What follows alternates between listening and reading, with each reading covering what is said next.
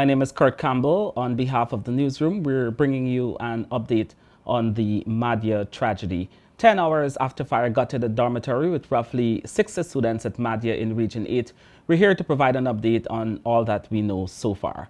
Certainly an atmosphere of national mourning all across the country. We woke up to news Monday that 20 persons perished in the blaze and many more are injured. Although we reported 20, it was subsequently confirmed that 19 persons actually died. One of the girls, who was flown to Georgetown in a critical condition, was reported to have died, but we learned that the doctors managed to resuscitate her and she is currently on a ventilator at the Georgetown Public Hospital in the intensive care unit. Overall, the injuries range from smoke inhalation to first, second, and third-degree burns. A full-scale evacuation operation was conducted in the wee hours of Monday, and a team of doctors, medical professionals were all flown into Mahdia to provide professional medical relief. Despite the inclement weather, we saw 6 of the most affected survivors being flown to the city. They landed on 2 separate flights at the Ogle International Airport, and they were transported immediately to the Georgetown Public Hospital, where they are receiving further medical attention. The curious question and obvious question is what caused the fire, but we cannot confirm that at this time. We've managed to identify at least 8 of the 19 persons who perished.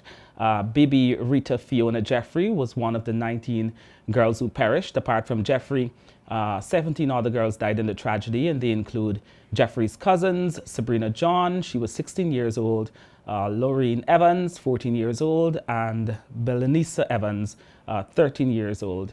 They were all from Karisparu Village. The other girls identified so far are twin sisters Mary and Martha Dandrade. A 5-year-old boy, Adoni, also perished in the fire. He was the son of one of the house parents. And 8th person, as I promised, we managed to identify Omefia Edwards. The newsroom understands that firefighters experienced also a number of challenges, including severe weather conditions in the region before they managed to control that blaze there. And we have some footage of the aftermath of the scene in Mahdia to share with you.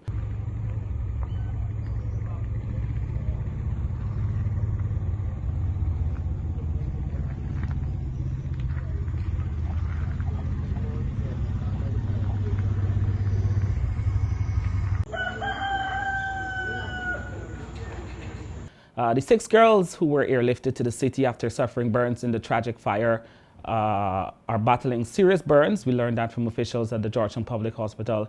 One of the girls, a 13-year-old, is receiving limb-saving treatment because of the extent of her burns. An update was provided, as I said, by medical officer in the Georgetown Public Hospital burn unit, Dr. Viveka Nandan. The hospital, depending on the severity, where we have 2 patients admitted to the intensive care unit. They are currently intubated and on ventilator support. There is 1 child who was rushed to the theater because she needed to have a limb-saving surgery done due to the extent of her burns there. And the other 3, thankfully, who are not as critical, we were able to manage in the pediatric HDU unit, which is a step down from the ICU care. I know we're all devastated and our country grieves and mourns the loss of so many young lives, but here we are at the school houses girls from Mahdia, Campbelltown, Mycobi, El Paso, several other villages in the North Pacaraimans in Region 8.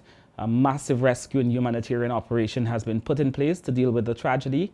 And let's hear from National Security Advisor Gerald Gavaya on this front.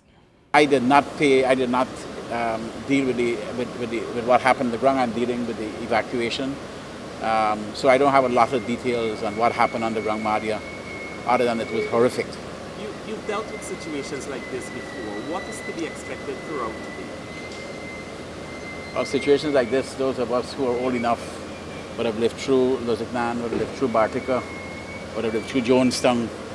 But I think this takes the cake.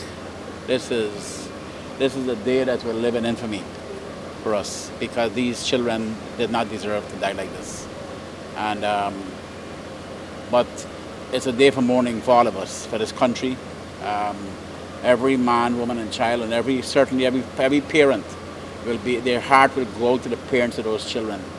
And I know today the president is going to visit those parents, meet with the people, see what it is that we could do, and to understand what really happened here last night.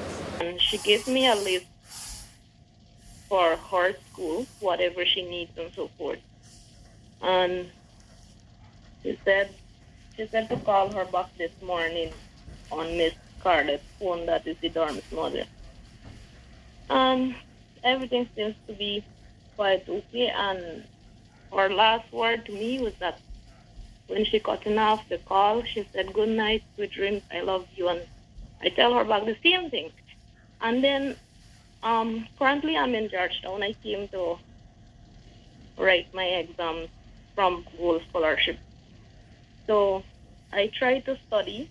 I was studying, and then I decided that I was tired, and I put my phone on silent mode and dropped to sleep. And I was dreaming. I had a very terrible dream, and that actually waked me up out of my sleep. Mm. And I went to the phone, my phone then, to check the time. Then I see several missed calls. When I see the calls, the missed calls, I didn't return any call, but I went straight to WhatsApp. And there I see message on messengers and WhatsApp and so forth. And the message that came to me was saying that the female dorm was on fire. Of course, we cannot ignore the grief and emotional pain relatives, friends, and colleagues of the affected are experiencing.